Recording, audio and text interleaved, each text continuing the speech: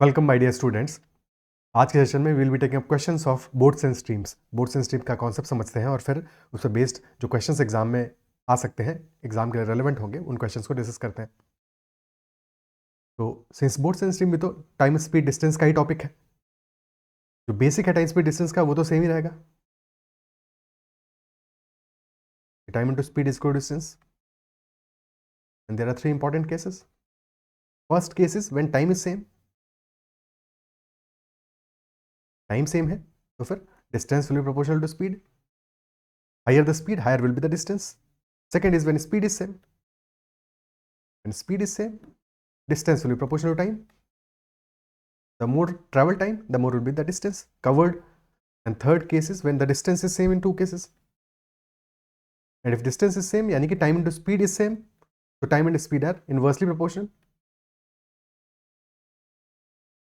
Boats and stream में क्या फर्क पड़ेगा कि stream is flowing in a direction, stream तो बह रही है, और इफ स्ट्रीम इज फ्लोइंग, ठीक है, तो स्ट्रीम के फ्लो के डायरेक्शन को कहते हैं down stream, down the stream, because stream from up to down जाएगा, ठीक है, मोस्टली तो अप से डाउन ही जाएगा, इजंट इट सो? और अगर नहीं होगा डाउन तो उसको डाउन बना देगा, नदी अपना रास्ता निकाल लेगी। और सो डायरेक्शन जिसमें कि स्ट्रीम जा रही है that is called down the stream, down stream, और उसका ऑपोजिट डायरेक्शन को कहते हैं अप स्ट्रीम। अब बोट डाउन स्ट्रीम भी जा सकता है और अप स्ट्रीम भी जा सकता है, बट रिवर जो का करंट है वो तो सेम डायरेक्शन में फ्लो करेगा, वो तो अप से डाउन ही जाएगा, इजंट इट सो? तो रिवर के फ्लो का डायरेक्शन तो चेंज नहीं होने वाला बोट के हिसाब से। बोट अपना डायरेक्शन जरूर चेंज कर सकती है।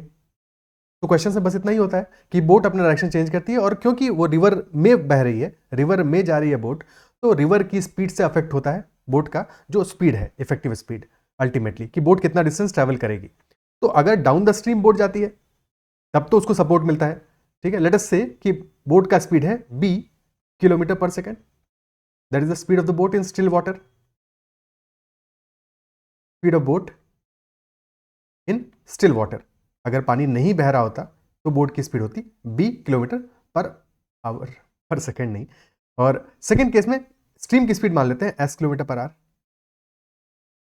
Speed of stream, current, river, whatsoever.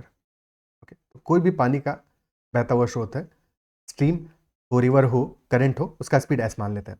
अब अगर डाउन द स्ट्रीम जा रही है बोट तो उसको रिवर का स्पीड का सपोर्ट मिलेगा, दोनों सेम डायरेक्शन में होंगे, तो b प्लस एस हो जाएगी effective speed. Distance travelled b plus S के हिसाब से डिटरमाइन होगा, क्योंकि बोट भी तो आगे जा रही है और स्ट्रीम उसको और भी आगे लेके जा रही है। फॉर एग्जाम्पल कि अगर बोट अपनी जगह पे रहती, नहीं बहती, तब भी तो स्ट्रीम बहती आगे, तब भी तो स्ट्रीम उसको आगे बहा के ले जाती, इजंट इट सो? और फिर बोट भी उसी डायरेक्शन में जा रही है तो बोट अपनी वजह से भी आगे जाएगी, तो टोटल डिस्टेंस ट्रेवल्ड हो जाएगा 1 आवर में b plus S. Is that clear? But second case में क्या होगा, जबकि ऑपोजिट डायरेक्शन में जाएगी, तो अगर बोट नहीं बहती, मतलब कि बोट की स्पीड 0 होती, तब तो स्ट्रीम उसको आगे लेके जाता एस की स्पीड से, बट बोट की खुद की अपनी स्पीड है, तो बोट अपने आप को पीछे लेके जा रहा है, अपोजिट डायरेक्शन में लेके जा रहा है, अपस्ट्रीम में। इस वजह से बी ट्रैवल कर रहा है। इफेक्टिवली क्या हो रहा है, स्ट्रीम चाहती है कि वो इस पॉइंट पे पहुंचे, बट बोट पहुंचेगी इस पॉइंट पे, तो कितना डिस्टेंस ट्रैवल किया, this is the starting point, ये स्टार्टिंग पॉइंट है, this is the finishing point after 1 hour, तो डिस्टेंस ट्रैवल होगी b माइनस एस, तो ये स्पीड आ जाएगी, तो अपस्ट्रीम स्पीड आ जाएगी हमारी b माइनस एस। क्या ये बात यहां तक समझ में आती है? क्लियर है? Upstream speed is b minus s और डाउनस्ट्रीम स्पीड आ गई b प्लस एस, और अपस्ट्रीम स्पीड को we can represent by u और डाउनस्ट्रीम स्पीड को will represent by d for downstream, u for upstream. Clear है? Okay, so now we know कि downstream speed d is equal to b plus s and upstream speed u, capital U is equal to b minus s. If we add these two values, अगर हम इन दोनों को add करें तो d plus u क्या आ जाएगा, d plus u will be equal to s cancel out हो जाएगा, this will be equal to 2b, and if we subtract upstream speed from the downstream speed d minus u, जाहिर सी बात है, देखो downstream speed हमेशा upstream speed से ज्यादा होगा, क्योंकि एक केस में स्पीड एड अप हो रही है, एक में सब्ट्रैक्ट हो रही है। d माइनस यू हो जाएगा हमारा, b से b कैंसिल आउट हो जाएगा, this will be equal to 2 times s। तो इफेक्टिवली डाउनस्ट्रीम स्पीड और अगर अप स्पीड हमको गिवन है तो वहां से b और s की वैल्यू, यानी बोट की स्टिल वाटर में स्पीड और स्ट्रीम की स्पीड हम निकाल सकते हैं। तो b का वैल्यू आ जाएगा, b will be equal to downstream plus upstream divided by 2 and similarly s की वैल्यू आ जाएगी downstream minus upstream divided by 2. Is that much clear? ठीक है. Now we also know average speed का concept.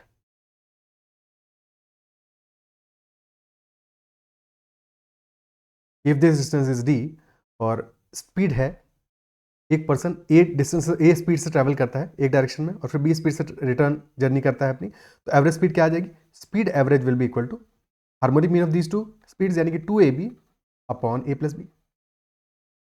Isn't it so? Same कहानी average speed अगर हमें निकालना हो तो बोट स्ट्रीम के केस में भी कह सकते हैं कि एक डायरेक्शन में स्पीड है u plus v, total distance d है, अपोजिट डायरेक्शन में स्पीड है u माइनस वी अपस्ट्रीम में. एवरेज स्पीड क्या हो जाएगा? That will be 2ab 2 into u plus v into u minus v upon u plus u minus v. So we can say this will be equal to v से v cancel out हो जाएगा, so this will become u plus v into u minus v और 2 ऊपर भी आ रहा था और नीचे भी 2u आएगा, तो effectively this will B average speed will be u plus v into u minus v upon u. Is that clear? ठीक है. सो ये हमारी एवरेज स्पीड आ जाएगी. क्लियर है? अगर टोटल ट्रेवल टाइम हमारा इक्वल टू t है, if total travel time is equal to t downstream और अपस्ट्रीम जाने का, so we can say the total distance travelled कितना होगा? 2d. तो 2d will be equal to average speed which is u plus v into u minus v upon u into t. या फिर effectively हम कह सकते हैं कि distance d will be equal to u plus v into u minus v upon 2u into t. Clear है?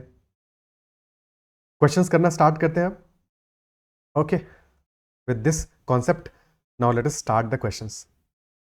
Question 1 is a boat travels 30 km downstream in 2.5 hours and 20 km upstream in 3 hours 20 minutes.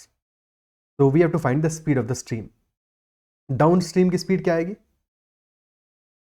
30 km in 2.5 hours. 2.5 is 5/2, तो 30 divided by 5/2. ये effectively जब divide by 5/2 करोगे तो जो divide by 2 है ये तो मल्टीप्लाई हो जाएगा जाके, तो स्पीड आ जाएगी 30 into 2/5 which is equal to 12 km/h. Isn't it so? Similarly, for upstream, 20 km distance is traveled in 3 hours 20 minutes. 20 minutes कितना है? That is 1/3. 1/3 hours. तो total time हो गया हमारा 3 and 1/3, which will be equal to 3 3s are 9 plus 1, 10/3 hours. तो speed will be 20 divided by 10/3. तो 20 by 10 और 3 तो multiply हो जाएगा. So this will be 2 into 3, 6 km/h. Upstream speed. Question क्या पूछ रहा है हमसे? क्वेश्चन पूछ रहा है speed of the stream, S की वैल्यू पूछ रहा है, और स्पीड ऑफ द स्ट्रीम क्या होगा? That will be equal to down stream minus up stream divided by 12 minus 6 divided by 2. Answer will be 3 km/h. And in any such question हमेशा याद रखना है कि स्पीड हमारी तब बढ़ेगी, हमारी स्पीड, ठीक है, सॉल्व करने की, कैलकुलेशन करने की स्पीड तब बढ़ेगी जब हम कम से कम लिखेंगे. ठीक है, कम से कम लिखेंगे. जितना ज़्यादा लिखोगे उतना ज़्यादा स्पीड हमारी स्लो होने वाली है. ठीक है, तो कोशिश ये करना है, देखो मुझे तो समझाना है एग्जाम, तुमको सॉल्यूशन, तो इसलिए मुझे तो लिखना पड़ रहा है, बट तुमको कम से कम लिखना है. जितना ज़्यादा हो सके उतना ज़्यादा चीज़ों को समझने की कोशिश करनी है बिना लिखे हुए. प्रैक्टिस लगातार करोगे तभी जाके एग्जाम में इस चीज़ को अटेम्प्ट कर पाओगे प्रॉपर्ली. ठीक है, सीधे एग्जाम में थोड़ी करोगे. क्लियर है? Next question, the speed of a boat in still water is 6 km/h. यानी कि बी की वैल्यू हमें गिवन है इस क्वेश्चन में, b is equal to 6 km/h. If it takes 2 hours to go upstream from A to B and 1 hour to come back from B to A, what will be the speed of the stream? हर एक question में pause करके पहले खुद से solve करो, उसके बाद में सॉल्यूशन देखो. ठीक है, that is the right approach. Ram कथा की तरह नहीं सुनना है. ठीक है, यहाँ पे सिर्फ सुनने से लाभ नहीं होगा, फायदा तब होगा जबकि सॉल्व करोगे साथ में. तो 2 hours लगते हैं to go upstream from A to B and 1 hour लगता है to come back from B to A. 2 hours लग रहे हैं जाने में, 1 hour लग रहा है लौटने में. टाइम गिवन है और ए से बी जा रहे हैं, बी से ए लौट रहे हैं, यानी कि डिस्टेंस क्या है? सेम है. डिस्टेंस हमारी सेम है,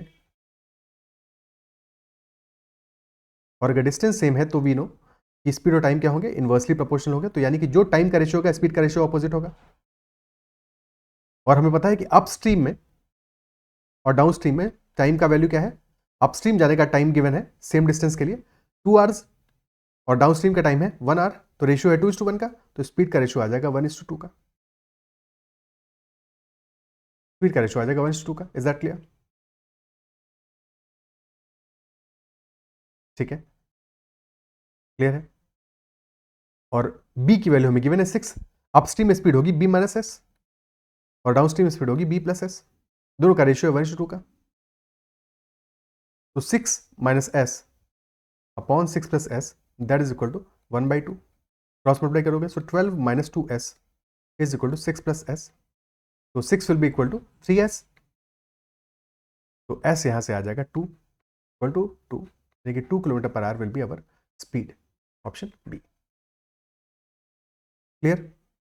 बट ऐसे नहीं करेंगे हम, ऐसे इस क्वेश्चन को नहीं करेंगे। हमें अपस्ट्रीम डाउनस्ट्रीम स्पीड का रेशियो पता है और हमें ऑलरेडी पता है कि अगर हमें निकालना है बी और एस का रेशियो तो कैसे निकालेंगे। बी और एस की वैल्यू निकालनी होती है तो कैसे निकालते हैं वो ऑलरेडी हम सीख चुके हैं। इसके लिए क्या करना है हमको, b is equal to d plus u by two and s is equal to d minus u by two. तो सिमिलरली जब हम रेशियो लेंगे बी और एस का तो क्या होगा, बी और एस का रेशियो आ जाएगा, डिवाइड कर दोगे so this will become d plus u is to d minus u, क्योंकि टू दोनों केसेस में कैंसिल आउट हो जाएगा। तो बस यही काम करेंगे हम। क्लियर है? तो यहाँ पे डायरेक्टली रेशियो ले लेंगे तो इस रेशियो से हमें मिल जाएगा बी और एस का रेशियो क्या मिलेगा, दैट विल बी बी का वैल्यू आएगा 1 + 2 यानी कि 3 और एस का आएगा 2 - 1 यानी कि 1। 3:1 का रेशियो आएगा और 3 की वैल्यू हमें गिवन है that is equal to 6 kilometre per hour. तो यानी कि 3 × 2 6 है, तो 1 की वैल्यू आ जाएगी, 1 यूनिट की वैल्यू आ जाएगी 2 किलोमीटर पर आवर। खत्म हो गया सवाल। क्लियर है? ठीक है। तो रेशियो का बार बार जितना बेहतर इस्तेमाल करोगे उतना बेहतर समझ में आएगा और उतनी जल्दी सॉल्व होगा। Next question, a man takes half time in rowing a certain distance downstream than upstream. What is the ratio of his speed in still water to the speed of current? Half time लग रहा है उसको in rowing a certain speed certain distance downstream then upstream. तो downstream में time अगर 1 unit लग रहा है तो अपस्ट्रीम में टाइम लग रहा है डबल। 1:2 का रेशियो है टाइम का, तो स्पीड का रेशियो आ जाएगा 2:1 का। सॉरी, ठीक है, स्पीड का रेशियो आ जाएगा 2:1 का। ये तो एग्जैक्टली शायद पिछले वाले क्वेश्चन की वैल्यूज ही आ रही है। हाँ हाँ, तो ठीक है, यही आंसर आ जाएगा पिछले वाले क्वेश्चन का। ठीक है, दोबारा क्या करना है इसको। नेक्स्ट क्वेश्चन करते हैं। The speed of a boat in still water is 12 kilometre per hour. Still water में है 12 किलोमीटर पर आवर यानी कि b is equal to 12 kilometre per hour. Then it takes 4 times more time to go against the current than to go in the direction of the current. Very important line. कि 4 times more time, ये नहीं कह रहा है कि 4 times time लग रहा है, कह रहा है 4 times ज्यादा टाइम लग रहा है। ज्यादा टाइम लग रहा है यानी कि लेटेस्ट से कि पहले इनिशियली हमको लग रहा होता 1 आवर, तो सेकंड वाले कैसे 4 आवर्स ज्यादा लग रहा है, यानी कि टोटल टाइम लग रहा है 5 आवर्स का। क्या इस बात को अप्रिशिएट कर पा रहे हो? इस लाइन को नहीं समझोगे तो गलत कर दोगे क्वेश्चन को, तो इस क्वेश्चन को गलत कर दोगे। यहां पे कह रहा है 4 टाइम्स ज्यादा टाइम लग रहा है, तो टाइम का रेशियो क्या आएगा, अपस्ट्रीम में टाइम ज्यादा लग रहा है डाउन स्ट्रीम से। अगर डाउन स्ट्रीम 1 यूनिट टाइम लग रहा है तो अपस्ट्रीम में टाइम लग रहा है 5 यूनिट्स का। टाइम का रेशियो 5:1 का है, तो स्पीड का रेशियो ठीक ऑपोजिट होगा, 1:5 का रेशियो आ जाएगा। और यहां से हमें बी और एस का रेशियो मिल जाएगा, कितना आएगा, बी का आएगा 1 + 5 यानी 6 और एस का आएगा 5 - 1 विच इज इक्वल टू 4 और 6 की वैल्यू हमें गिवन है that is 12 kilometre per hour. तो 4 की वैल्यू आ जाएगी 4 × 2 which is equal to 8 kilometre per hour. Option d. Clear? ठीक है, ऑप्शन डी आंसर आ जाएगा। Next question, a man can row 24 kilometre in 3 hours in still water. तो अगर 3 आवर्स में 24 किलोमीटर रो कर रहा है तो बी की वैल्यू क्या है, b will be equal to 24/3 8 kilometre per our.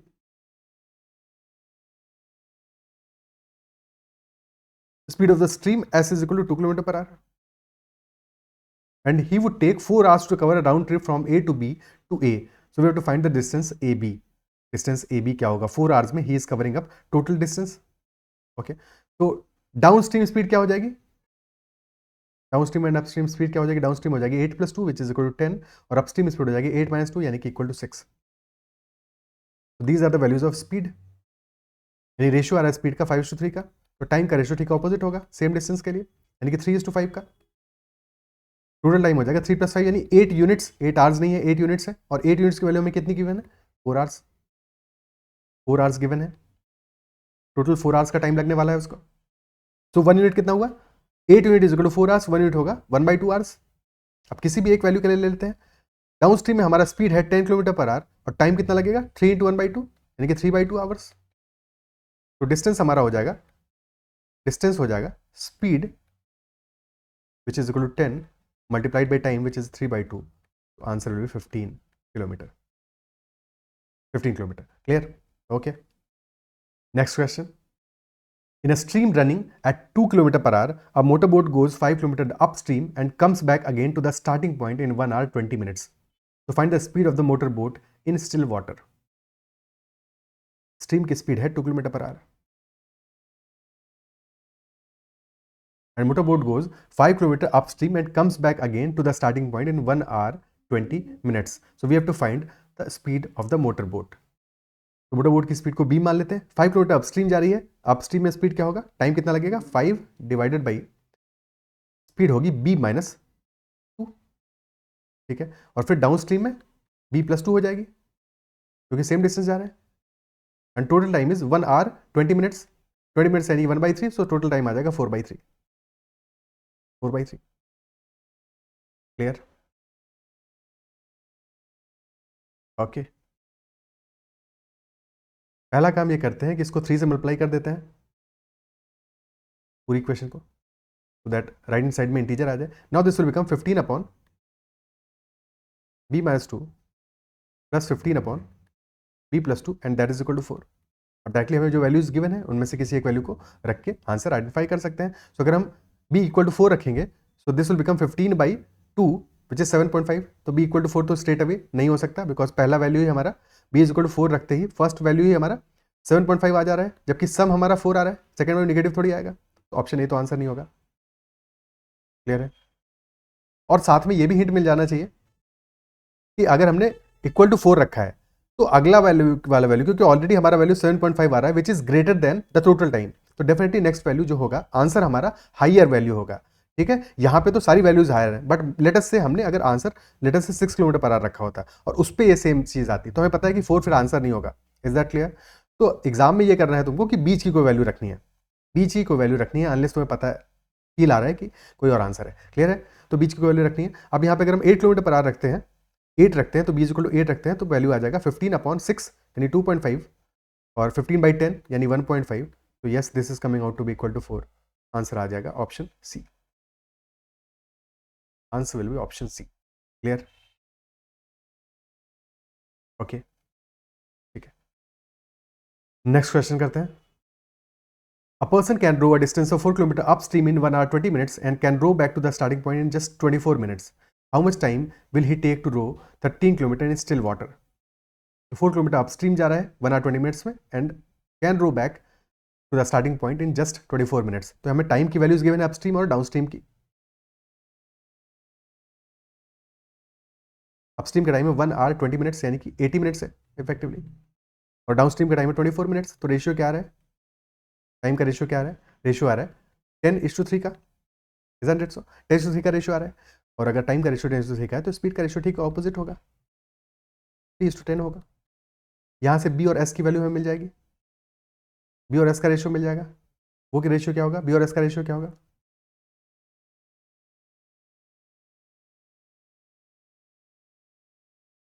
आ जाएगा बी और एस का रेशियो आ जाएगा 13:7. ओके. इन्फॉर्मेशन दी है 4 किलोमीटर के लिए कि 4 किलोमीटर जाने में उसको टाइम लग रहा है 1 hour 20 minutes अपस्ट्रीम में. और 1 सेकंड, यहाँ से तो डायरेक्टली स्पीड आ रही है, स्पीड की वैल्यू हमें मिल तो रही है 4 ओके स्पीड की वैल्यू, क्योंकि हमें स्पीड की वैल्यू की जरूरत है. तो अपस्ट्रीम में स्पीड कितना आ रहा है, अपस्ट्रीम स्पीड आ रहा है 4 डिवाइडेड बाई 1 hour 20 minutes से 4/3 यानी कि 4/4/3. 4 डिवाइडेड बाई 4 इंटू 3 यानी कि अपस्ट्रीम स्पीड आ रहा है हमारा 3 किलोमीटर पर आवर. और डाउन स्ट्रीम स्पीड क्या आएगा, 24 मिनट्स में 4 किलोमीटर रो कर रहा है तो 4/2/5 24 मिनट्स यानी कि 2/5 आ रहा है, 2/5 आ रहा है. 4 डिवाइडेड बाई 2/5 4/2 और 5 मल्टीप्लाई हो जाएगा. तो this will B 10 kilometre per our. 3 और 10 ही वैल्यू आ रही है, 3 और 10 ही वैल्यू आ रही है. ठीक है. सो अगर स्पीड का वैल्यू 10 और 3 आ रहा है, 3 आ रहा है अपस्ट्रीम स्पीड और 10 आ रहा है डाउनस्ट्रीम स्पीड, तो ये हमारी वैल्यूज बी और एस की जो रेशियो में आई है यही सेम वैल्यूज भी होंगी. तो क्लियरली 1 hour का टाइम, एक second, how much time will he take to row 13 kilometre in still water. ये आएगा 13/2 क्योंकि एक्चुअल वैल्यूज है, एक्चुअल वैल्यूज है. तो this will be 6.5 and this will be 3.5. 6.5 kilometre per hour will be the boat का speed in still water. तो time taken will be 13/6.5. Option 2। Okay, clear है। Next question करते हैं। If the speed of the stream is 20% of the speed of the boat in still water and it covers 120 km upstream in 150 minutes, then what is the downstream speed of the boat? We've been given कि speed of the stream is 20%, यानी कि 1/5 है speed of the boat का। तो boat और stream का speed का ratio है 5:1, 5:1। तो अपस्ट्रीम और डाउनस्ट्रीम का रेशियो क्या आ जाएगा स्पीड का? अपस्ट्रीम हो जाएगा 5-1 यानी कि 4, डाउनस्ट्रीम हो जाएगा 5+1 यानी कि 6। 4:6 का रेशियो आ जाएगा स्पीड का। और अपस्ट्रीम स्पीड हम निकाल सकते हैं। अपस्ट्रीम स्पीड कितना आ जाएगा? क्योंकि 120 किलोमीटर ट्रैवल कर रहा है 150 मिनट्स में, तो 120 इज डिस्टेंस 150 मिनट्स है, तो 150/60 करेंगे और ये 60 होगा मल्टीप्लाई 30 से, 4/5, 5 से 12 × 4 यानी कि 48 kilometre per our is upstream speed. और 4x की वैल्यू है, ये 4 यूनिट्स की वैल्यू है, इजंट इट सो? ठीक है। सो अगर 4x हमारा 48 है तो यहाँ से 6x क्या होगा? दैट विल बी 72 भाई 1x आ जाएगा हमारा 12, तो 6 × 12 डाउन स्ट्रीम में आ जाएगी 72 kilometre per hour, option C. Is that much clear? ठीक है, नेक्स्ट क्वेश्चन करते हैं। You can connect with me on Telegram at ADITYKT and join the Telegram group that is CAT-MBA. And make sure कि अगर कोई भी doubt हो रहा है किसी क्वेश्चन में तो डाउट को पूछना जरूर है। क्लियर है? ओके, सेशन पसंद आ रहा है तो उसको लाइक जरूर करना है, और अगर अब तक चैनल को सब्सक्राइब नहीं किया है तो जरूर कर लेना। नेक्स्ट क्वेश्चन करते हैं। Next is ratio of speed of stream and speed of the boat in still water is 4:9। तो S और B का रेशियो गिवन है हमें, दैट इज 4:9। तो यहाँ से अपस्ट्रीम और डाउनस्ट्रीम का स्पीड का रेशियो आ जाएगा। अपस्ट्रीम होगा 9 - 4 विच इज 5, डाउनस्ट्रीम होगा 9 + 4 विच इज 13। स्पीड का रेशियो आएगा 5:13 का। ओके, और हमें टाइम की वैल्यू निकालनी है, तो अगर स्पीड का रेशियो आ रहा है 5:13 का, तो टाइम का रेशियो ठीक ऑपोजिट होगा, यानी 13:5 होगा। इन्फॉर्मेशन क्या दी है? Boat travels up stream from A to B in 5 hours 12 minutes। Up stream का टाइम है 5 hours 12 minutes, 5 hours यानी कि 300 + 12, तो टोटल टाइम आ गया 312 मिनट्स।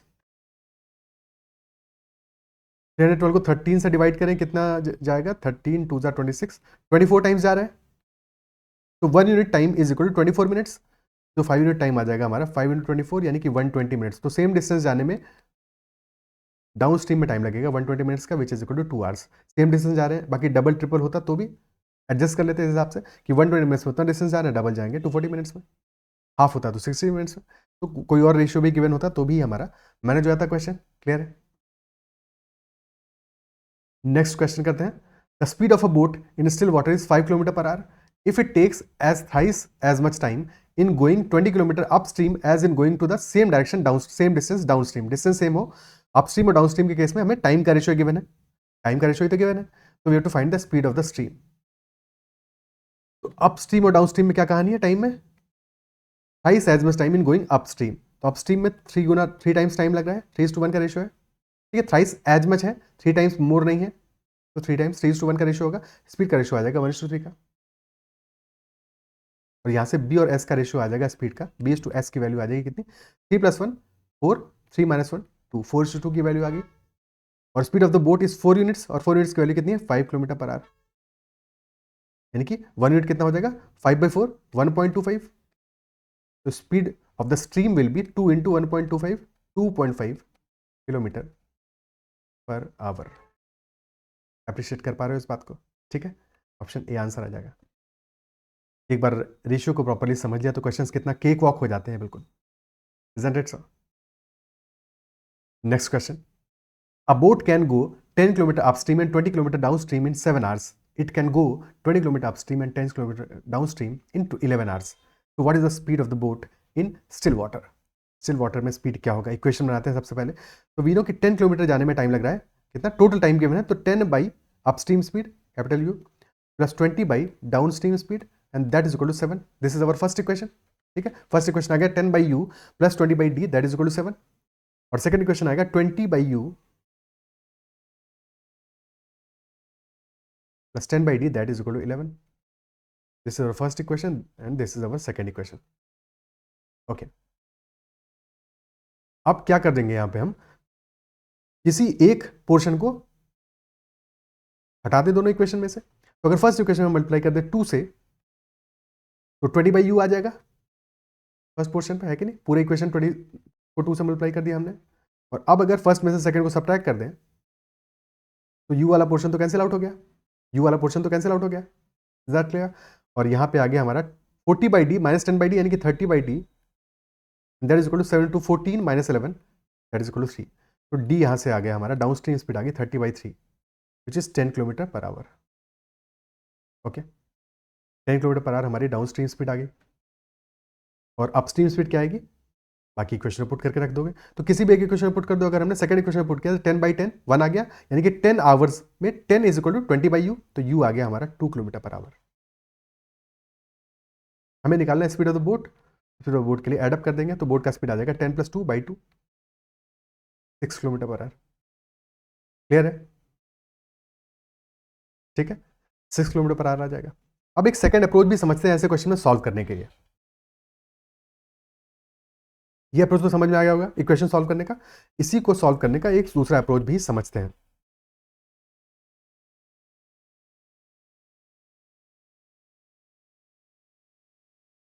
देखो इक्वेशन तो हमारा बना पहला वाला 10/u + 20/d is equal to 7, और सेकेंड इक्वेशन बना है 20/u + 10/d is equal to 11। दोनों केसेस में जो हमारा राइट हैंड साइड है ये वैल्यूज इंटीजर में आ रही हैं, 7 आवर्स एंड 11 आवर्स। ठीक है, हमेशा कोशिश ये करना है, अगर इंटीजर में नहीं आएगी फ्रैक्शन में आएगी तो हम उसको इंटीजर में कन्वर्ट करेंगे। फॉर एग्जांपल अगर ये 7/3 होता तो 3 से पूरी इक्वेशन को मल्टीप्लाई कर देते, इंटीजर में ले आते। अब जैसे ही ये इंटीजर में आ जाएगा तो इसके बाद अब हमें क्या ध्यान देना है, क्योंकि ये वैल्यू हमारी इंटीजर में आ रही है। ठीक है, तो जो u है हमारा दोनों केसेस में ऑब्जर्व करो, पहली इक्वेशन में 10/u है, सेकंड इक्वेशन में 20/u है, तो u must be a factor of 10 and 20। ठीक है, 99% केसेस में it will be a factor, 99% cases में it will be a factor, तो स्ट्रेट अवे हमें वैल्यू मिल जाएगा। ठीक है, तो क्या हो सकता है u की वैल्यू क्या हो सकती है, कोई ना कोई फैक्टर जरूर होगा। और similarly for d will be a factor of 20 and 10, क्योंकि d की वैल्यू u से ज्यादा होगी। ठीक है, तो अब वैल्यूज पुट कर सकते हो, अगर हमने d = 10 ले लिया लेट अस सपोज, ठीक है, कोई एक वैल्यू पुट कर दो यहाँ पे।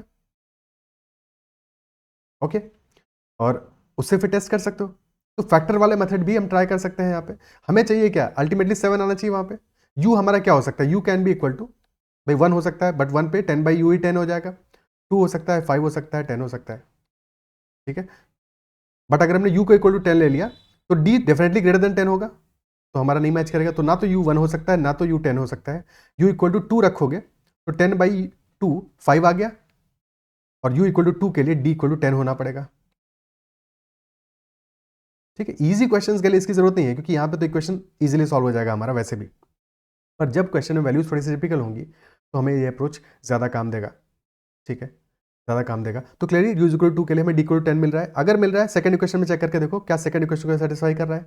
तो सेकंड में u = 2 रखा तो ये वैल्यू आ गई 10, d = 10 रखा, this value is 1, 10 + 1 = 11, so yes this is satisfying, तो आंसर यही आ जाएगा। ठीक, आंसर खैर ये नहीं, आंसर तो स्पीड ऑफ द बोट है, तो 2 + 10 / 2 कर दोगे। क्लियर है? नेक्स्ट क्वेश्चन करते हैं। अ boat goes 30 kilometre upstream and 44 kilometre downstream in 10 hours. अब यहाँ पे देखो स्पेशल बात क्या है, यहाँ पे 44 है, 44 11 का मल्टीपल है, 11 का मल्टीपल है, इजंट इट सो? तो जैसे ही तुमको ये HCF वाला बात समझ में आया, ठीक है, इस क्वेश्चन में तो लग रहा होगा कि बहुत ज्यादा क्या हेल्प कर रहा है, कहाँ टाइम बच रहा है ज्यादा, इतना ट्राई करना पड़ रहा है। बट सेकंड क्वेश्चन में देखो यहाँ पे हमें दिख रहा है स्ट्रेट अवे कि दोनों 11 के मल्टीपल है डाउनस्ट्रीम में। 44 किलोमीटर जा रहा है पहले केस में, 55 किलोमीटर जा रहा है सेकंड केस में। ओके, सो चांसेस आर कि 11 किलोमीटर पर आवर स्पीड होगी डाउनस्ट्रीम। देख के समझ में आ रहा है, क्योंकि HCF वाला फैक्टर हमने सीख लिया है, HCF वाला मेथड जो हमने सीख लिया है। Isn't it so? इक्वेशन लिखते हैं। तो पहला इक्वेशन आ गया 30/u + 44/d is equal to 10, और सेकंड आ गया 13 तो टोटल टाइम है, 40/u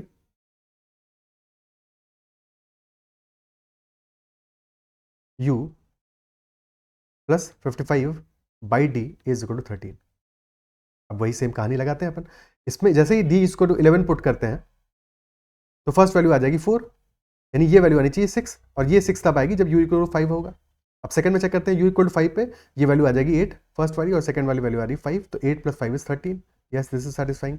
तो आंसर हमारा क्या आ गया कि डाउनस्ट्रीम स्पीड आ गई 11, अपस्ट्रीम है 5 और डाउनस्ट्रीम स्पीड है 11। क्वेश्चन पूछा है स्पीड ऑफ द रिवर, तो स्पीड ऑफ द रिवर आ जाएगी, ऐसा आ जाएगा हमारा 11 - 5 / 2, तो that will be 3 kilometre per hour.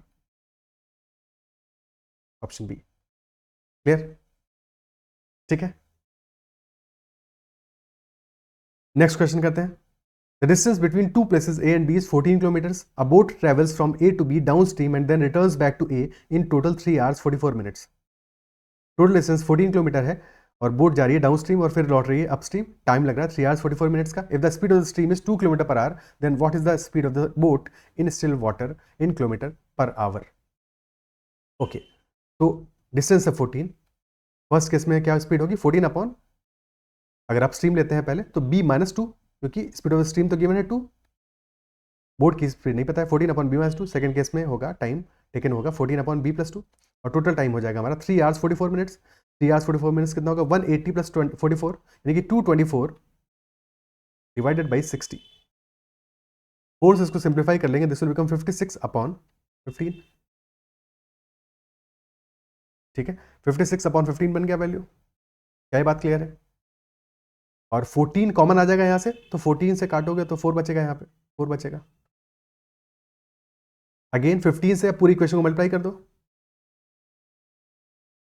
तो this will become 15 upon b -2 plus 15 upon b + 2 is equal to 4. अब ये सबसे पॉपुलर केस है जहां पे कि हमारा b -2 और b + 2 की वैल्यूज जो है एग्जैक्टली HCF से नहीं निकलेगा, फैक्टर नहीं होगा 15 का, बट तब भी इंटीजर में सम आ रहा है, क्योंकि एक वैल्यू हमारी आ जाएगी 2.5 और सेकंड वैल्यू आएगा 1.5. अभी कुछ क्वेश्चन के पहले भी एग्जैक्टली यही क्वेश्चन बना था हमारा. ठीक है, सो b -2 की वैल्यू क्या होगा, इसको प्रॉपर्ली हमें सॉल्व करना पड़ेगा यहाँ पे. ठीक है, अगर ये नहीं पता है, बाकी ये तो बहुत इंपॉर्टेंट रिजल्ट आ गया. ठीक है, जैसा मैंने कहा 99% केसेस में डायरेक्टली वो मेथड लग जाएगा, बट किसी केस में ऐसा होगा कि वो मेथड सीधे सीधे नहीं लगेगा. ठीक है, ओके, तो यहाँ पे क्या वैल्यू आएगा, सॉल्व करोगे इसको. ठीक है, या वैसे तो मिल ही गया, मैंने बता दिया, लिख दिया नीचे 2.5 है, यानी कि ये वैल्यू b -2 आ रहा है 6 और b + 2 आ रहा है 10, तो b = 8 आ जाएगा speed of the boat. Otherwise फिर सॉल्व करेंगे इसको तो 15 कॉमन आ जाएगा, अंदर क्या बचेगा b + 2 plus b -2 upon b -2 into b + 2 and that will be equal to 4. अब 2 से 2 कैंसिल आउट हो गया. ठीक है, तो दिस बिकम्स 15 × 2b यानी 30b upon b² -4 is equal to 4. अब ये क्वाड्रेटिक बनेगी जिसको सॉल्व करना पड़ेगा. ठीक है, इस क्वेश्चन में जरूरत नहीं है क्योंकि यहाँ पे स्ट्रेट अवे हमें दिख रहा है कि सॉल्यूशन क्या होंगे, बट किसी और क्वेश्चन में ऐसे केसेस में हमें सॉल्व करना पड़ेगा. ओके, ठीक है, या फिर ऐसा कर सकते हो, सॉल्व नहीं करना चाह रहे हो, मल्टीप्लाई कर दो इस इक्वेशन को, 2 से मल्टीप्लाई कर दो, लेटेस्ट से 2 से मल्टीप्लाई कर दो, तो ये हो जाएगा 30 upon b -2 plus 30 upon b + 2 is equal to 8. ठीक है, अब वैल्यूज मिल सकती है तुमको, बट एक ही इक्वेशन है, बट अब वैल्यू मिल जाएगी कि 6 हो सकता है और 10 हो सकता है. डेफिनेटली सेकंड वाला वैल्यू फर्स्ट से हायर होगा, ट्राई कर सकते हो. ठीक है, और या फिर डायरेक्टली सॉल्व कर लोगे, कोई ऐसा दिक्कत की बात नहीं है, बिकॉज ऐसा जरूरी नहीं 2 से मल्टीप्लाई करने पे काम बने, 3 से मल्टीप्लाई करना पड़ सकता है, डिपेंड करता है. ओके, बट कुछ क्वेश्चंस हमारे, कुछ क्या मैक्सिमम क्वेश्चंस में वो मेथड काम करेगा और हमें आंसर मिल जाएगा. और ये तो एक इंपॉर्टेंट रिजल्ट है, आज के बाद याद रहेगा. ये 2 क्वेश्चंस में हमने देख लिया, इस केस में हमारा 6 और 10 वैल्यूज आ रही हैं स्पीड की. प्रैक्टिस करोगे, प्रैक्टिस से बहुत सारी चीज़ें हमें समझ में आती हैं. ठीक है, जो कि क्वेश्चंस में क्लिक कर सकता है और फिर बाद में हम अप्लाई कर सकते हैं. सारा खेल प्रैक्टिस का है अल्टीमेटली. स्पीड उतना ही बढ़ेगा जितना तुम प्रैक्टिस करोगे, जितना तुम चीज़ों के साथ में, नंबर्स के साथ में अपने आप को कंफर्टेबल महसूस कराओगे. Okay, next question. In river A the distance travelled by a boat downstream in time t is 50% more than distance travelled by the same boat upstream in the same time. यानी कि क्या same है, यहाँ पे time हमारा same है. अगर time same है तो फिर distance will be proportional to speed. Question ये कह रहा है कि डाउनस्ट्रीम में 50% ज्यादा डिस्टेंस ट्रेवल करता है एज कंपेयर टू अपस्ट्रीम. 50% यानी कि 1/2 डिस्टेंस ज्यादा ट्रेवल करता है. तो अगर अपस्ट्रीम में 2 यूनिट्स डिस्टेंस ट्रेवल करेगा तो डाउनस्ट्रीम में ट्रेवल करेगा 3 यूनिट्स. टाइम सेम है, तो अगर डिस्टेंस का जो रेशियो है 3:2 है तो स्पीड का भी रेशियो यही होगा 3:2. ओके, और ये किसके लिए, रिवर ए के लिए है. ध्यान रखना इस क्वेश्चन में 2 रिवर्स है, रिवर ए और फिर बाद में रिवर बी भी आ रही है. ठीक है, तो ये रिवर ए की बात है. तो रिवर ए में बोट का स्पीड और स्ट्रीम का स्पीड क्या होगा, स्ट्रीम का स्पीड अलग होगा, ये ध्यान रखना है. बोट का स्पीड तो दोनों में सेम होगा रिवर्स में, रिवर के हिसाब से बोट का स्पीड नहीं चेंज करेगा. ठीक है, लास्ट में लिखा भी हुआ है speed of the boat in still water is same for both the reverse. But जो स्ट्रीम का स्पीड है वो तो चेंज करेगा. तो रेशियो क्या आएगा बोट और स्ट्रीम का स्पीड का, बोट का स्पीड आ जाएगा 3 + 2 5 ठीक है, 5/2 होता है, पर हमें पता है रेशियो में डिवाइड बाई 2 कैंसिल आउट हो जाएगा, और 3 - 2 यानी कि बोट और स्ट्रीम का स्पीड का रेशियो आ जाएगा 5:1। फिर क्वेश्चन कह रहा है in the river be the same boat travels a distance of 11 kilometre up stream in 30 minutes. 11 kilometre up stream जा रही है कितने टाइम में? 30 मिनट्स में। तो अपस्ट्रीम स्पीड क्या आ जाएगा? बी में अपस्ट्रीम स्पीड आ जाएगा, 11 किलोमीटर जा रही है 30 मिनट्स में, तो 1 आवर में जाएगी 22 किलोमीटर, तो 22 किलोमीटर पर आवर। और हमें speed of the river current in river b given है, that is 2 kilometre per hour. Upstream speed होगी b - 2, तो यहाँ से b की वैल्यू मिल गई, b will be equal to 24 kilometre per hour. और हमें चाहिए speed of the stream in river a, तो 5 यूनिट की वैल्यू पता चल गई, that is equal to 24। b की वैल्यू यानी 5 यूनिट की वैल्यू पता चल गई 24, तो 1 यूनिट आ जाएगा 4.8, 24/5, वही हमारा आंसर हो जाएगा 24/5 यानी कि 4.8 किलोमीटर पर आवर। ये तो पूछा ही है, ऑप्शन सी। तो लैंग्वेज को थोड़ा घुमा दिया, ठीक है, क्वेश्चन अच्छा है बट सिंपल है। अगर एक बार हम रेशियोज को खेलना सीख गए रेशियो के साथ में और क्वेश्चन को समझना सीख गए प्रॉपर्ली, तो उसके बाद में फिर ऐसा कोई बहुत मुश्किल नहीं है। बट हाँ, समझना पड़ेगा, एग्जाम में टाइम लगेगा, टाइम टेकिंग है थोड़ा सा। Next question, the speed of stream is some given percentage, fill in the blanks करना है हमको, of the speed of the boat. ये क्वेश्चन टाइम टेकिंग है, क्योंकि यहाँ पे 4 केसेस है, हमें चारों केसेस को अप्लाई करना पड़ेगा, चारों केसेस में सॉल्व करना पड़ेगा। This will take a lot of time.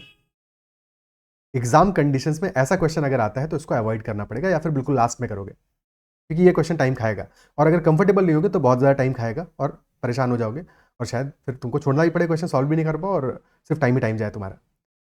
Okay, speed of the stream is some percentage of speed of the boat. If the boat were running on still water it would have saved some other percentage of time on the same distance it covered upstream and downstream। यानी कि एक case में हम देखेंगे एक distance travel कर रहा है, अपस्ट्रीम ट्रेवल करेगा और डाउनस्ट्रीम ट्रेवल करेगा, टोटल टाइम कितना आ रहा है, और फिर वही सेम डिस्टेंस यानी कि टोटल डिस्टेंस अपस्ट्रीम और डाउनस्ट्रीम का मिला के वो डिस्टेंस अगर वो स्टिल वाटर में ट्रेवल करता, ठीक है, बोट, तब जो टाइम लगता है उसके बीच का डिफरेंस के हिसाब से हम देखते हैं कि कितना टाइम हमारा सेव हो रहा है। तो which of the following values can we fill in the same order, in the same order, ठीक है। अब ऑप्शंस वाइज हमें हर एक को अप्लाई करके देखना पड़ेगा, इसमें कोई भी और तरीका नहीं है, जब तक अप्लाई नहीं करोगे पता कैसे चलेगा, ठीक है। सो ऑप्शन ए कह रहा है 20% स्पीड ऑफ स्ट्रीम है 20% of the speed of boat, और 20% हुआ 1/5, यानी कि अगर बोट की स्पीड है 5 तो स्ट्रीम की स्पीड आ गई 1, ठीक है।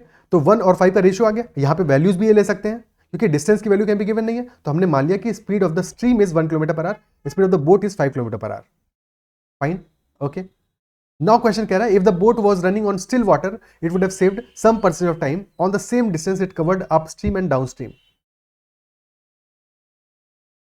अब एक तरीका तो देखो ये है कि हमें पता है कि ये वैल्यू क्या है, ये स्पीड का वैल्यू है 1:5 का, बट हमें तो डाउनस्ट्रीम अपस्ट्रीम देखना है, डाउनस्ट्रीम अपस्ट्रीम और बोट की स्पीड इन स्टिल वाटर, तो डाउनस्ट्रीम क्या आएगा 5 + 1 6, अपस्ट्रीम आएगा 5 - 1 4, और स्टिल वाटर में स्पीड है 5। Is that clear? ठीक है, क्या ये बात समझ में आती है?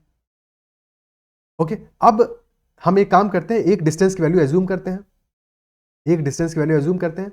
अगर डाउनस्ट्रीम और अपस्ट्रीम का हम एलसीएम ले लें, 6 और 4 का एलसीएम ले लें, तो लेट अस से डिस्टेंस हमारी आ रही है 12 किलोमीटर। तो 12 किलोमीटर डाउनस्ट्रीम जाने में कितना टाइम लगेगा, ये तो स्पीड की वैल्यूज है, टाइम कितना आएगा, 12 किलोमीटर डाउनस्ट्रीम जाने लगेगा 12/6 यानी कि 2 आवर्स, और अपस्ट्रीम जाने लगेगा 12/4 यानी कि 3 आवर्स। ओके, और हमें ये पता है कि अपस्ट्रीम भी जा रहे हैं 12 और डाउनस्ट्रीम भी जा रहे हैं 12, तो boat if boat is running in the still water तो अपस्ट्रीम डाउनस्ट्रीम दोनों जाएगा, लेकिन वहां पे वाटर की स्पीड 0 है, तो टोटल डिस्टेंस ट्रेवल्ड यहां पे 24 होगा, ये ध्यान रखना है। जब बोट स्टिल वाटर में चलेगा तो टोटल डिस्टेंस 24 होगा, तो टाइम टेकन कितना होगा 24/5 विच इज 4.8 आवर्स। तो पहले केस में आ रहा है 5 आवर्स और सेकंड केस में आ रहा है 4.8 आवर्स। कितना टाइम कम लग रहा है, 0.2 आवर कम लग रहा है, या रेशियो आ रहा है 0.2/5 यानी कि 1/25 विच इज इक्वल टू 4%, तो 4% टाइम सेव हो रहा है। तो yes, option A is correct. Option A में जो वैल्यूज है वो सेटिस्फाई कर रहा है। Is that clear? क्या ये बात समझ में आती है? ठीक है, क्या ये बात क्लियर होती है? Is that clear? बट इस तरह से करेंगे तब तो फिर हो चुका हमारा काम, तब तो फिर काम हो चुका हमारा नहीं। इसमें टाइम भी लग रहा है, बार बार हमें ये भी समझना है कि जब डाउनस्ट्रीम जा रहा है तो स्पीड, तो डिस्टेंस एक्स है, अपस्ट्रीम जा रहा है स्पीड एक्स है, और सॉरी डिस्टेंस एक्स है, और जब बोट स्टिल वाटर में चलेगी तो 2x डिस्टेंस ट्रैवल करेगी। तो छोटी छोटी बातें जिनको ध्यान में रखना है, अदरवाइज ये क्वेश्चन का बढ़ाएगा। तो बेटर अप्रोच क्या हो सकता है?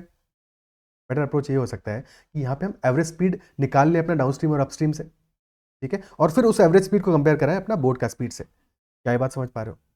ठीक है, उस बात को समझते हैं कि अब हमें डाउनस्ट्रीम अपस्ट्रीम का सबसे पहले ये तो निकालना ही पड़ेगा रेशियो अपना 6:4 का। अब एवरेज स्पीड क्या आएगी? एवरेज स्पीड, ठीक है, डाउनस्ट्रीम और अपस्ट्रीम का एवरेज स्पीड क्या आएगा? That will be 2ab upon a plus b, यानी कि 2 इंटू 6 इंटू 4 अपॉन 6 प्लस 4। तो ये आ गया 24 इंटू 2 48/10, यानी कि 4.8। और बोर्ड का स्पीड आ रहा है 5। तो रेशियो क्या बना अपना? रेशियो क्या बना? स्पीड का रेशियो बना है 24:25। भाई पॉइंट हटा दोगे तो 50 हो जाएगा। 24:25 रेशियो बना है, और अगर स्पीड का रेशियो 24:25 है, टाइम का रेशियो आएगा 25:24। तो टाइम कितना सेव हो रहा है? 1 यूनिट सेव हो रहा है 25 में, यानी कि 4% सेव हो रहा है। क्या ये बात क्लियर है? ये अप्रोच थोड़ी सी बेटर है, और यहाँ पे टाइम भी कम लग रहा है, और डायरेक्टली हम देख सकते हैं क्योंकि यहाँ पे हमें एवरेज स्पीड निकालिए डाउनस्ट्रीम अपस्ट्रीम का। क्या इस बात को अप्रिशिएट कर पा रहे हो? एग्जाम में ऐसे क्वेश्चन को अटेम्प्ट नहीं करना है, बट अगर मान लो कि सिर्फ इतना ही गिवन होता तब तो जरूर कर सकते थे ना। इसलिए इस क्वेश्चन को सॉल्व जरूर कर रहे हैं, समझ जरूर रहे हैं, ठीक है। अब बाकी ऑप्शंस के लिए अप्लाई करते हैं। ऑप्शन ए तो क्लियर हो गया कि ए सेटिस्फाई कर रहा है। अगर ए सेटिस्फाई कर रहा है तो फिर बी आंसर नहीं होगा, और बाकी सारे ऑप्शंस तो हो सकते हैं। ओके, तो अब हमें यह भी क्लियर हो गया कि किसी भी ऑप्शन में एक्चुअल में बी गिवन ही नहीं है, तो बी को तो चेक करने की जरूरत भी नहीं है। बी को तो चेक करने की जरूरत भी नहीं है, इज दैट सो? क्लियर है? तो बी को हम चेक नहीं करेंगे, बी डेफिनेटली इनकरेक्ट होगा। एग्जाम कंडीशंस में तो बिल्कुल भी नहीं करेंगे, अभी भी नहीं करेंगे, ठीक है। तुम बाद में खुद से चेक करके देख लेना कि बी सेटिस्फाई नहीं करेगा। ऑप्शन सी की बात करते हैं। ऑप्शन सी में क्या है? 30% speed of the stream is 30% of the speed of the boat, यानी स्ट्रीम का और बोट का स्पीड का रेशियो क्या है? स्ट्रीम का स्पीड 30% है, यानी 3/10 है। तो अगर बोट का स्पीड 10 होगा तो स्ट्रीम का स्पीड 3 होगा। तो यहाँ से डी और यू की वैल्यू निकल गई हमारी। डाउन स्ट्रीम स्पीड कितना आएगा? 3% 13, और अपस्ट्रीम आएगा 7, 13 7, और बोट का स्पीड है 10। अगेन एवरेज स्पीड निकाल लेते हैं और उसको बोर्ड की स्पीड से कंपेयर करेंगे। एवरेज स्पीड आ जाएगा 2 into 13 into 7 divide by 13 plus 7 which is 20। 2 से बचा 10, तो 9.1 आ गई। 9.1 और 10 आ गया। सिंप्लीफाई करने के लिए सीधे 91 और 100 लिख दो, 91 और 100 लिख दो। क्लियर है? और 100 से 91 9% लेसर है, क्योंकि हमारा जो टाइम का रेशियो ठीक ऑपोजिट ही तो आने वाला है। तो सीधे यहीं से कंपेयर कर सकते हो स्पीड से कि स्पीड 9% लेसर है, तो टाइम दूसरे केस में 9% सेव होगा हमारा। तो option C is also correct, that is also correct. C भी करेक्ट है, सी भी करेक्ट है, तो ऑप्शन सी आंसर नहीं होगा। फिर बाकी आंसर्स हमारे ऑप्शन हो सकते हैं। डी को भी हमें चेक करना, वो एक सेकंड, ई में बी भी दिया हुआ था, ई में बी भी दिया हुआ था, तो यानी कि बी को भी हमें चेक करना पड़ेगा।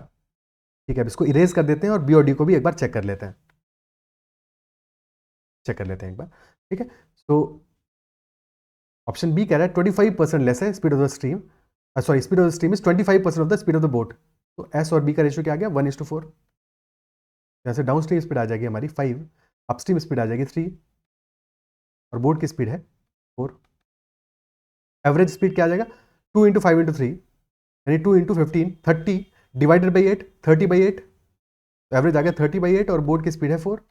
8 से मल्टीप्लाई कर दो ताकि इंटीजर वैल्यूज आए हमारी। ठीक है, एवरेज स्पीड जो आ रहा है और जो बोर्ड का स्पीड आ रहा है इंटीजर में आए, तो 8 से मल्टीप्लाई कर दिया तो आ गया 30:32। 32 से कितना कम है? 2 कम है, 2/32 परसेंटेज में, 2/32 इंटू 100, यानी कि 6.25% आएगी वैल्यू। क्लियरली 6% तो नहीं आ रहा है, ये तो वैसे ही दिख रहा है। तो ऑप्शन बी अपना आंसर में नहीं आ सकता है। Is that clear? ए काम कर रहा है, सी काम कर रहा है, डी के लिए बात कर देते हैं। डी में 40% of the speed of the boat है, तो स्पीड ऑफ द स्ट्रीम 40% है, यानी कि 2 यूनिट्स होगा, और speed of the boat 5 unit होगा। तो यहाँ से डाउन स्ट्रीम और अप स्ट्रीम की वैल्यू आ गई हमारी। डाउन स्ट्रीम आ जाएगा 2 + 5 7, अप स्ट्रीम आ जाएगा 3। अब देखो ये क्वेश्चन टाइम तो लेगा, कोई और शॉर्टकट नहीं है कि बिना कुछ किए हम सीधे सीधे आंसर देख पाए, वो पॉसिबल नहीं है। ठीक है, और बोर्ड का स्पीड है 5। एवरेज स्पीड क्या आएगा 7 और 3 से? 2 इंटू 7 इंटू 3 डिवाइड बाई 10, यानी कि 4.2। 4.2 और 5 ये एवरेज आ रही है, और ये बोर्ड का स्पीड है। मल्टीप्लाई कर दो 10 से, तो 42:50। ठीक है, तो 50 से कितना ज़्यादा है, कितना कम है, 8 कम है, और 8 कितना होगा, 16% होगा, 8 विल बी 16%, इजंट इट सो? ठीक है, यानी कि 12% वैल्यू नहीं आ रही है, तो ऑप्शन डी भी अपना सेटिस्फाई नहीं कर रहा है, A and C, option A answer होगा। Is that much clear? ठीक है, तो अपना आंसर होगा A and C. Time taking question था और डेफिनेटली डिफिकल्ट क्वेश्चन था, एग्जाम में तो बिल्कुल भी अटेम्प्ट करने लायक क्वेश्चन नहीं था, बट समझना तो जरूरी है ना हमारे लिए। क्या समझ में आया, इस क्वेश्चन को अप्रिशिएट कर पाए? ठीक है, तसल्ली से इसको करना है। Next question, speed of 3 motor boats P, Q and R are equal and all cover 8 kilometre distance upstream in 48 minutes. यानी कि यहां से हमें तीनों मोटर बोट का स्पीड गिवन है, B की वैल्यू गिवन है। अगर 8 किलोमीटर ट्रेवल कर रहा है 48 मिनट, यानी कितना हुआ, 48 minute is equal to 4/5 hour. तो 4/5 आवर में अगर ट्रेवल कर रहा है 8 किलोमीटर, तो स्पीड क्या आएगा, 8 × 5/4, यानी कि 10 kilometre per our is speed of the boat. Ratio between speed of motor boats and speed of stream is 6:1। तो B/S का जो रेशियो है दैट इज 6:1। तो यहाँ से डाउन स्ट्रीम और अपस्ट्रीम का रेशियो आ जाएगा, अपस्ट्रीम होगा 6 - 1 यानी कि 5, और डाउन स्ट्रीम स्पीड होगी 7, 6 + 1 7, तो 5:7 का स्पीड का रेशियो होगा। क्लियर है? ओके, ठीक है, और 6 यूनिट्स की वैल्यू में गिवन है that is 10 kilometre per our.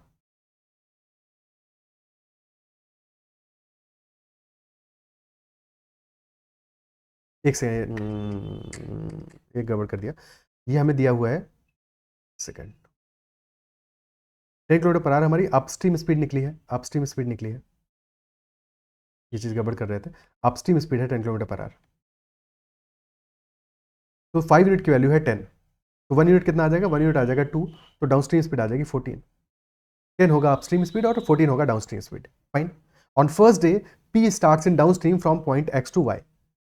Point X से Y P स्टार्ट करता है downstream which shifts 9 kilometre away from point X each day.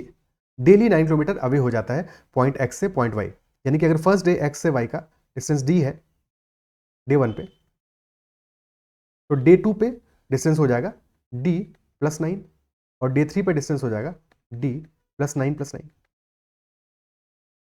Clear? फिर क्वेश्चन ये कह रहा है on second day Q starts from point X down stream and reaches point Y in 4.5 hours. तो देखो X, चाहे मोटर बोट हमारी P हो या Q हो या R हो, तीनों के केसेस में स्पीड सेम है हमारे, upstream speed down stream speed भी सेम है, सब कुछ सेम है, बस फर्क क्या है कि हमारा बोट P चल रहा है फर्स्ट डे पे, बोट Q चल रहा है सेकंड डे पे, और बोट R चल रहा है थर्ड डे पे, और speed of the stream same है तीनों दिनों पे। सेकंड डे पे बात करते हैं, क्योंकि फर्स्ट डे के बारे में कोई भी इन्फॉर्मेशन तो गिवन नहीं, टाइम कितना लग रहा है। सेकंड डे पे D + 9 जब ट्रेवल कर रहा है तो टाइम लग रहा है 4.5 आवर्स का, और डाउन स्ट्रीम जाने में टाइम लग रहा है 4.5 आवर्स का। ठीक है, X से Y डाउन स्ट्रीम है, तो डिस्टेंस कितना आ जाएगा, D + 9 की वैल्यू क्या आ जाएगी, D + 9 will be equal to, speed है 14 डाउन स्ट्रीम का, 14 × 4.5, तो 56 + 7 66 किलोमीटर हो गया। थर्ड डे के लिए डिस्टेंस क्या होगा, D + 18 होगा, यानी कि 63 + 9 होगा, 72 किलोमीटर होगा। क्वेश्चन पूछ रहा है टाइम कितना लगेगा थर्ड डे पे, स्पीड तो 14 ही रहने वाला है, तो टाइम हो जाएगा हमारा 72 / 14। क्वेश्चन को अननेसेसरली कॉम्प्लेक्स किया है, क्या ये बात समझ पा रहे हो? तो this is 5 and 1/7 hours. Exam में पैनिक कराने के लिए, प्रेशर देने के लिए एक क्वेश्चन को अननेसेसरली कॉम्प्लेक्स किया है, बट क्वेश्चन समझ में आना चाहिए। क्लियर है? ठीक है, और क्योंकि इतना लंबा पैसेज भी दिया हुआ है साथ में, तो एग्जाम में डेफिनेटली ऐसे क्वेश्चंस को अवॉइड करना है स्टार्ट में करने में। ऐसे क्वेश्चंस को अगर करना भी है तो टुवर्ड्स द लास्ट करना है, जब बाकी क्वेश्चंस को कर लो, क्योंकि अल्टीमेटली स्पीड टेस्ट है वहाँ पे। ठीक है, इस क्वेश्चन को बना भी लिया तो नंबर उतने ही मिलने वाले हैं जितना किसी ऐसे क्वेश्चन को बनाने में मिलेगा जो कि 20 सेकंड में हो जाएगा, या 30 सेकंड में हो जाएगा, या फिर 40-50 सेकंड में हो जाएगा। इस क्वेश्चन को टाइम ज़्यादा लगेगा, क्योंकि पहले तो पढ़ने में टाइम लगेगा, समझने में टाइम लगेगा, और अगर प्रॉपर्ली नहीं समझा तो गलती होने का स्कोप भी ऐसे क्वेश्चन में ज़्यादा रहता है, क्योंकि लैंग्वेज ज़्यादा है तो फंसाने का स्कोप भी ज़्यादा है। Clear? Okay, next question, a swimmer swims from point A against the stream for 6 minutes and reaches point C and then swims back along the stream for next 6 minutes and comes to point B. If the distance between A and B is 240 meters, so we have to find the speed of the current in km/h. पहले तो up against the stream यानी क्या हुआ, against यानी कि upstream हुआ, upstream हुआ। पहले तो अपस्ट्रीम जाता है 6 मिनट्स के लिए, तो अपस्ट्रीम में 6 मिनट्स जा रहा है, ए से लेट अस से सी तक जा रहा है, फिर जाएगा डाउन स्ट्रीम, डाउन स्ट्रीम की स्पीड ज़्यादा होगी, टाइम तो डाउन स्ट्रीम में 6 मिनट से जा रहा है, टाइम सेम है, यानी कि डिस्टेंस ज़्यादा ट्रेवल करेगा। ठीक है, पहले तो आया upstream, this was the upstream, अब डाउन स्ट्रीम डिस्टेंस ज़्यादा ट्रेवल करेगा, तो पॉइंट बी पर रीच किया 6 मिनट्स में। और इफेक्टिवली हमें ए से बी का डिस्टेंस ये वैल्यू गिवन है, this value is given. Okay, diagram से ये फर्क पड़ता है कि डायग्राम से तुमको पता है कि सब्सट्रैक्ट करना पड़ेगा डिस्टेंसेस को, ऐड थोड़ी होंगी, ऐड थोड़ी होंगी, क्योंकि पहले वाले केस में एक डायरेक्शन में, दूसरे वाले केस में अपोजिट डायरेक्शन में है, और हमें ए बी की वैल्यू गिवन है यहाँ पे। ठीक है, करते हैं। तो पहले केस में हमारा स्पीड क्या है, अपस्ट्रीम में स्पीड क्या होगा, बी माइनस एस, और टाइम है 6 मिनट्स का, तो डिस्टेंस ट्रेवल्ड होगा इंटू 6 डिवाइडेड बाई 60। ओके, ये तो हो गया हमारा एसी की वैल्यू, एसी की वैल्यू आ गई। बट ए बी क्या है, ए बी है B C minus A C is equal to A B. ठीक है, सो ए सी को सब्ट्रैक्ट करेंगे बी सी में से, बी सी कितना आएगा, बी सी है 6 मिनट्स में travel distance in downstream, और डाउन स्ट्रीम में होगी स्पीड बी प्लस एस, तो बी प्लस एस इंटू 6/60, और this is equal to A B, A B है 240 मीटर्स, 240/1000 यानी कि 0.24 किलोमीटर। ओके, 6/60 कॉमन आ गया, 1/10 आ गया इफेक्टिवली, तो 1/10 बाहर आ गया, अंदर बचा b plus s minus b plus s, तो बी से बी कैंसिल आउट हो गया, and this is equal to 0.24, तो 2s/10 यानी s upon 5 is equal to 0.24, तो s will be equal to 1.2 kilometre per hour. Option B clear है। ठीक है, अब ये तो हो गया इस क्वेश्चन को सॉल्व करने का एक प्रॉपर कन्वेंशनल तरीका, बट इस क्वेश्चन को सॉल्व करने की निंजा टेक्निक क्या होगी, कैसे सॉल्व करोगे इस क्वेश्चन को। ठीक है, लॉजिकली समझते हैं क्वेश्चन को, बट सेकंड वाला मेथड तब लगेगा, हालांकि फर्स्ट वाले मेथड में ही भी है, आंसर हमारा तभी आएगा जबकि दोनों केसेस में टाइम सेम हो। अगर टाइम सेम नहीं होगा तो फिर बी या एस की वैल्यू चाहिए होगी हमको। ठीक है, चाहिए होगी, कोई ना कोई एक वैल्यू तो जरूर चाहिए होगी, क्योंकि अदरवाइज दो अननोन है और टाइम सेम नहीं है, तो कैसे आप सॉल्व करोगे। ओके, यहाँ पे टाइम सेम है, तो क्या देखो फर्क पड़ रहा है हमारा, हमें ये पता है कि एक केस में हमारी बोट, अगर मान लो कि रिवर नहीं बह रही होती, रिवर स्टिल वाटर में चल रही होती बोट, तो पहले वाले केस में स्टिल वाटर में अगर डिस्टेंस ट्रेवल्ड होता हमारा x किलोमीटर, बोट एक डायरेक्शन में जा रहा था, और फिर लौट के आता उतना ही डिस्टेंस, उतना ही टाइम के लिए अगर आ रहा था, तो लौट के भी तो x किलोमीटर ही ट्रेवल करती बोट। बोट अपनी स्पीड की वजह से सेम डिस्टेंस ट्रेवल करेगा दोनों केसेस में। अब जब रिवर बह रहा है तो अपनी स्पीड की वजह से अभी भी तो सेम डिस्टेंस ट्रेवल करेगा बोट। क्या ये बात समझ पा रहे हो, अपनी स्पीड की वजह से अभी भी तो सेम डिस्टेंस ट्रेवल करेगा। फर्क क्या पड़ रहा है, फर्क सिर्फ पड़ रहा है स्ट्रीम की स्पीड की वजह से, क्योंकि स्ट्रीम बह रही है, पानी बहता चला जा रहा है, तो पानी बह के आगे निकल गया, और सिर्फ उसी की वजह से ये जो डिस्टेंस आ रहा है हमारा 240 मीटर्स का, सिर्फ और सिर्फ वाटर की वजह से आ रहा है। और वाटर कितनी देर ट्रेवल किया है, टोटल वो ट्रेवल किया है 12 मिनट्स, तो 12 मिनट्स में जितना पानी बहा है वही हमें गिवन है,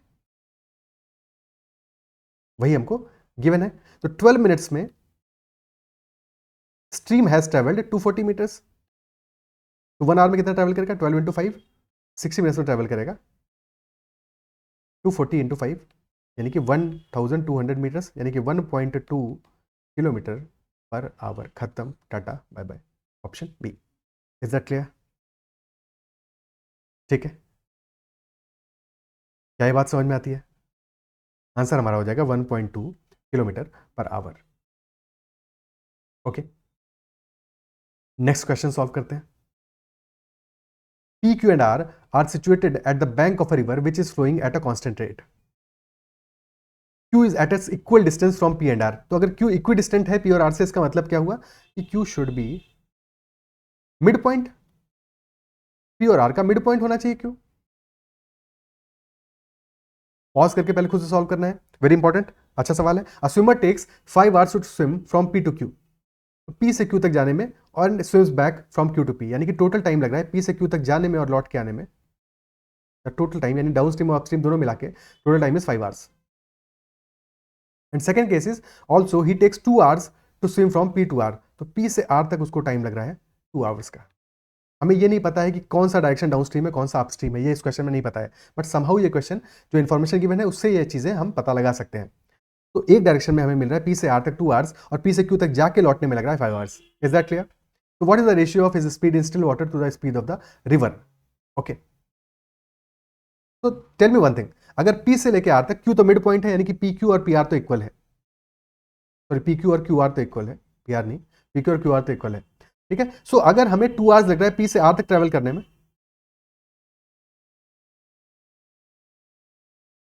P से R तक ट्रेवल करने में अगर 2 आवर्स लग रहा है, तो P से Q तक ट्रेवल करने में कितना टाइम लगेगा?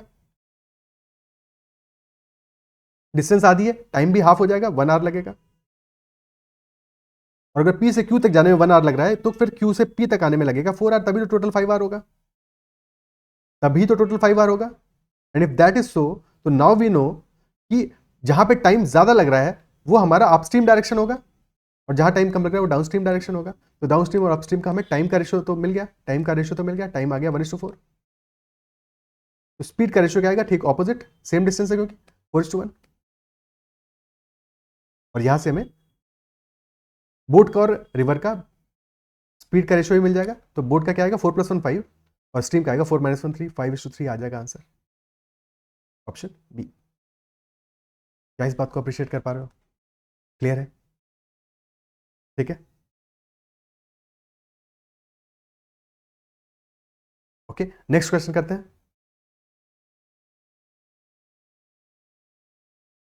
Next is, in a river, ratio of speed of stream and speed of boat downstream is 5:12. Ratio of the speed of the stream to speed of another boat upstream is 3:1. दो boat हैं कुल मिला के कहानी में, ठीक है। पहले वाले को बोट 1 मान लेते हैं, दूसरे वाले को बोट 2 मान लेते हैं। तो what is the ratio of speed of first boat in still water to the speed of second boat in still water? तो बोट 1 के लिए कहानी क्या है? Ratio of speed of stream and speed of boat downstream is 5:12, यानी कि speed of stream s है और बोट का डाउन स्ट्रीम स्पीड क्या होगा? b + s होगा, बट पहली वाली बोट b1 है तो b1 + s हो जाएगा, एंड दिस रेशियो इज 5:12। तो अगर स्ट्रीम का स्पीड 5 यूनिट्स है तो b1 की वैल्यू क्या आ जाएगी? b1 होगा 12 - 5 यानी कि 7, 12 में से 5 सब्ट्रैक्ट कर दोगे तो 7 आ जाएगा। क्लियर? ठीक है, तो b1 की स्पीड आ गई स्ट्रीम के रिस्पेक्ट में 7 यूनिट्स, तो स्ट्रीम और b1 का स्पीड का रेशियो आ गया 5:7। सेकंड केस में कह रहा है speed of the stream to speed of another boat, यानी कि s is to b2।